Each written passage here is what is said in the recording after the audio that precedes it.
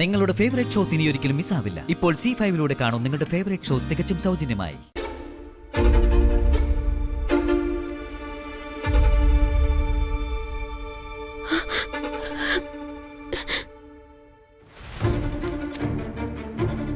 കുട്ടി കിടന്നോളൂ, എഴുന്നേക്കാൻ പാടില്ല.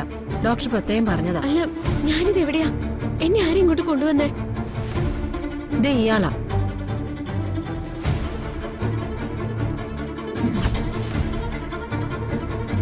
അമ്മോ, ക്ഷേത്രത്തിനകത്ത് വെച്ച് തലചുറ്റി വീണത് മറന്നോ?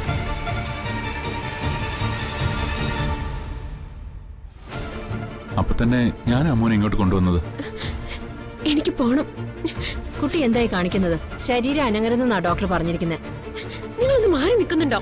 അമ്മോ, അവര് പറയുന്ന അനുസരിക്കേ. എനിക്ക് ഇവിടുന്ന് പോയേ പറ്റൂ. എന്നെ ഇവിടെ ആരും തടയാൻ നിൽക്കണ്ട. ഒന്ന് കിടക്ക പ്ലീസ്. ഡോക്ടർ, പേഷ്യന്റ് പോണോന്ന് പറഞ്ഞ് ബഹളം വെക്കുക. പറഞ്ഞിട്ടൊന്നും കേൾക്കുന്നില്ല. ആദ്യം പേഷ്യന്റിനെ പിടിച്ച് കിടത്തു. കുട്ടി കിടക്ക്. ഇല്ല, കിടക്ക്. വിടാനില്ലേ നിങ്ങളോട് പറഞ്ഞ? അമ്മോ, എന്തിനിങ്ങനെ വാശി പിടിക്കുന്നേ? Doctor പറയുന്നൊന്ന് cake. ആര് പറയുന്നത് കേട്ടിരിക്കാൻ എനിക്കിപ്പോ സമയമില്ല. ഞാനൊരു സ്ഥലത്ത് പോകാൻ ഇറങ്ങിയതാ. നിങ്ങൾ എന്തിനാ എന്നെ ഇവിടെ കൊണ്ടുവന്നേ? ശരി, വിട്ടയക്കാം. ആദ്യം ഒന്ന് റിലാക്സ് ആവൂ. ഡോക്ടർ, എന്നെ ഒന്ന് ഡിസ്ചാർജ് ചെയ്യോ? എനിക്ക് പോയിട്ട് അത്യാവശ്യമുണ്ട്. അതിനെന്താ, ഡിസ്ചാർജ് ചെയ്യാമെന്ന് പറഞ്ഞതല്ലേ? ലക്ഷ്മിക്ക് തലചുറ്റൽ ഇടയ്ക്കിടയ്ക്ക് വരാറുണ്ടോ? നിങ്ങളുടെ അറിവിൽ ആദ്യം ഉണ്ടായതാണോ? എനിക്കറിയില്ല ഡോക്ടർ. ലക്ഷ്മിയുമായി പരിചയം മാത്രമേ ഉള്ളൂ എനിക്ക്. ലക്ഷ്മിയെ ഡിസ്ചാർജ് ചെയ്യില്ലെന്ന് കരുതി പറയാതിരിക്കണ്ട. ഇപ്പൊ തന്നെ നിങ്ങൾക്ക് പോകാം.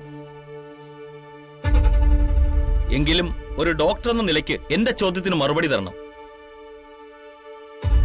ടെൻഷൻ ഉണ്ടാവുമ്പോ തലചുറ്റൽ വരുന്നതാകാം. എങ്കിലും ലക്ഷ്മിക്ക് ഇത് എത്രാമത്തെ തവണയാ തലകറക്കം വരുന്നത്?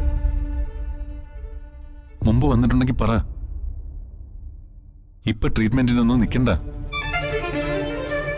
തുടർച്ചയായി വരുന്നുണ്ടെങ്കിൽ പിന്നീട് എന്നെ വന്ന് കണ്ടാ മതി.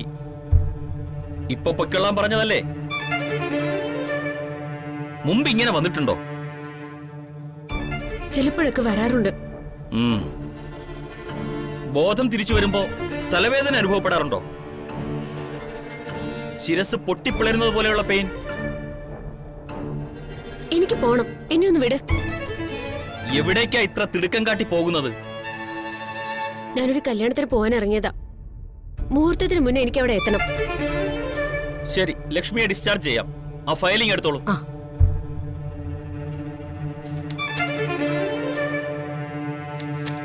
ഡിസ്ചാർജ് ചെയ്തേക്കൂ. നിങ്ങളൊന്ന് വരൂ.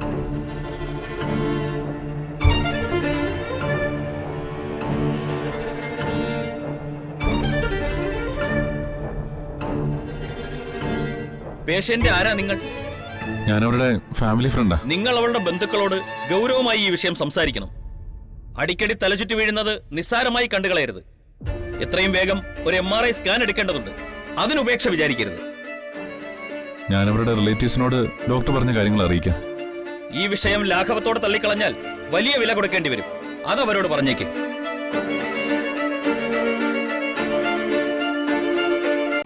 ഡൗൺലോഡ് ചെയ്യൂ C5 ആപ്പ്. കാണൂ എല്ലാ എപ്പിസോഡുകളും സൗജന്യമായി.